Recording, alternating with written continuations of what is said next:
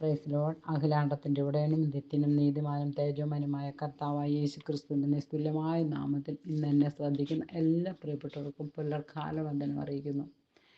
രൂത്തിന്റെ പുസ്തകം 1-ാം അധ്യായം അതിൻ്റെ 8-ാം വാക്യം വായിക്കാം.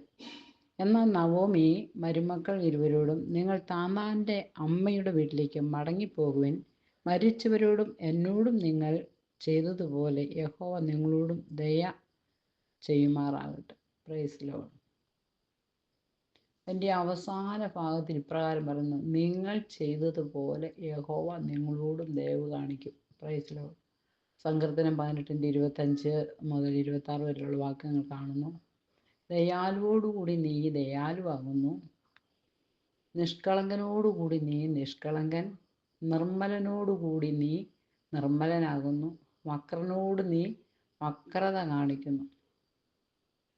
ഇവിടെ മറ്റുള്ളവരോട് നമ്മൾ എങ്ങനെയാണ് പെരുമാറേണ്ടത്?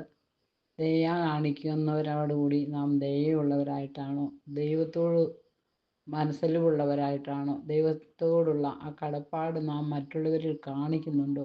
ദൈവം നമ്മോട് ദയ കാണിക്കുന്നുവെന്ന് പ്രതീക്ഷിക്കുവാൻ നമുക്ക് യാതൊരു സാധ്യതയില്ല. കാരണം ദൈവത്തിൻ്റെ സന്നിധിയിൽ നാം നിഷ്കളങ്കരായി നിന്നെങ്കിൽ മാത്രമേ ദൈവം നമുക്ക് വേണ്ടി ദയവ് നമുക്ക് കാണിച്ചു തരുവുള്ളൂ എന്ന് നമുക്ക് വ്യക്തമാക്കാൻ മനസ്സിലാക്കാൻ പറ്റുന്നുണ്ട്. രൂത്തിന്റെ പുസ്തകത്തിൽ നമുക്ക് കാണാൻ കഴിയുന്ന അനുകമ്പയും അതിൻ്റെ പ്രതിഫലവുമാകുന്നു ഇവിടെ നമുക്ക് കാണാൻ കഴിയുന്ന രൂത്തിന്റെ പുസ്തകം 1-ാം അധ്യായം 8-ാം വാക്യത്തിൽ പറയുന്നത്.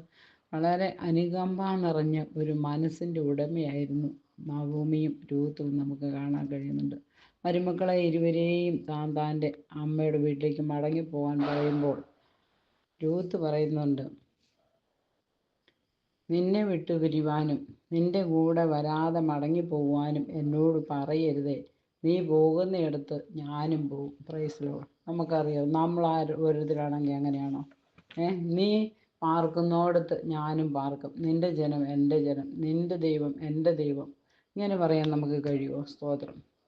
അതിൻ്റെ 17-ാം വാക്യത്തിൽ പറയുന്നു, നീ മരിക്കുന്നിടത്ത് ഞാനും മരിച്ച് അടക്കപ്പെടും, മരണത്താലല്ലാതെ ഞാൻ നിന്നെ വിട്ടുപിരിയില്ല. ഇത്ര പറയുവാൻ, ഇത്രയും സ്നേഹത്തിൻ്റെ അഗാധമായ ആ സ്നേഹം പ്രകടിപ്പിക്കാൻ നമുക്ക് ആർക്കെങ്കിലും കഴിയുമോ? നമ്മുടെ അമ്മായിമാരോട് നമുക്ക് അങ്ങനെ ഒരു സ്നേഹം പ്രകടിപ്പിക്കാൻ കഴിഞ്ഞിട്ടുണ്ടോ? അവളുടെ വിശ്വാസവും സ്നേഹവും എത്ര വലുതാണെന്ന് നമുക്ക് കാണാൻ കഴിയുന്നുണ്ട്. നോക്കിക്കേ, ഭർത്താവ് മരിച്ചുപോയി, മക്കളില്ല.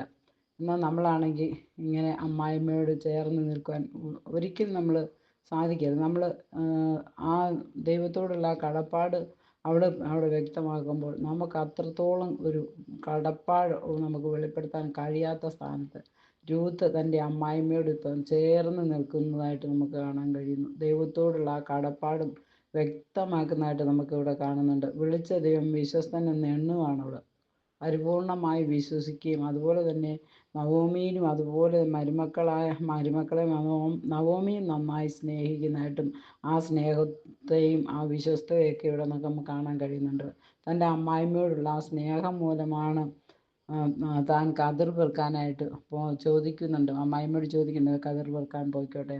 അപ്പോൾ അതെല്ലാം എത്ര താണ ജോലിയാണെങ്കിലും അത് ചെയ്യാൻ അവൾ ആ താല്പര്യം കാണിക്കുന്നത് ആ അമ്മായിമ്മയോടുള്ള സ്നേഹവും അമ്മായിമ്മയെ മുന്നോട്ട് പോറ്റി പുലർത്തേണ്ട ഉത്തരവാദിത്വം അവളിലാണെന്നുള്ളതൊക്കെ ആ ചിന്ത അവളെ ഭരിക്കുന്നുണ്ടായിരിക്കും എന്ന് നമുക്ക് മനസ്സിലാക്കാൻ കഴിയും. ഇവിടെ ഭാഗ്യവശാൽ നവോമിയുടെ പ്രാർത്ഥന ദൈവം കേട്ടു. ദൈവം രൂത്തിനെ തൻ്റെ ആ കരുതൽ പ്രകാരം ബോവസിൻ്റെ വയലിലേക്കാണ് അയച്ചത്. അവിടെ തന്നെ വലിയൊരു ഭാഗ്യം അവൾക്ക് ലഭിക്കുക.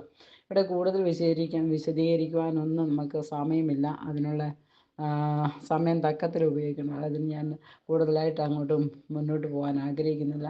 ഇവിടെ തന്നെ നമുക്ക് അറിയാം, പെറുക്കാനായി പോയ ബോവസിൻ്റെ വയലിൻ്റെ ഉടമസ്ഥയായി തീരുവാൻ തൻ്റെ മകൾക്ക് സാധിച്ചു എന്നത് നമുക്ക് വ്യക്തമായിട്ട് കാണാൻ കഴിയുന്നുണ്ട്. രൂത്തിൻ്റെ പുസ്തകം മുഴുവൻ വായിക്കുമ്പോൾ അവിടെ ഏതെല്ലാം സ്ഥലത്താണ് ദൈവം അവളെ ചേർത്ത് നിർത്തിയിരിക്കുന്നത്, അതുപോലെ ആ ബോവസ് തന്നോട് കാണിക്കുന്ന സ്നേഹത്തെയും ആ സ്നേഹത്തിൻ്റെ ആകാമൊഴിഞ്ഞ ആ വാത്സല്യത്തെയൊക്കെ നമുക്ക് കാണാൻ കഴിയുന്നുണ്ട്.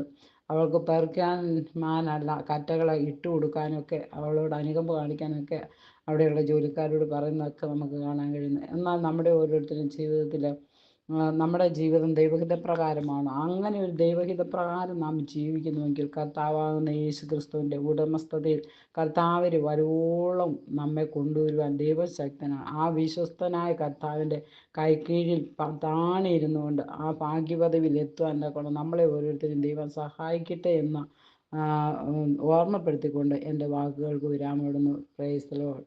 Thank you.